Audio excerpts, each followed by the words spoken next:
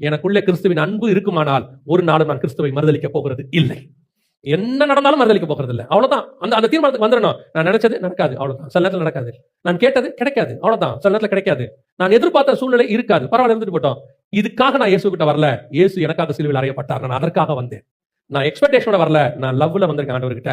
அந்த அன்பு கிறிஸ்துவை விட்டு என்னை பிரிக்கவே பிரிக்காது. என்ன நடந்தாலும் சரி, கிடைச்சாலும் சரி, கிடைக்கா விட்டாலும் சரி, ஆசீர்வதிக்கப்பட்டாலும் சரி, ஆசீர்வதிக்கப்படா விட்டாலும் சரி, என்னை புகழ்ச்சியாய் பேசினாலும் சரி, கீழே தள்ளினாலும் சரி, கிறிஸ்துவின் அன்பை விட்டு என்னை பிரிப்பவன் யார்?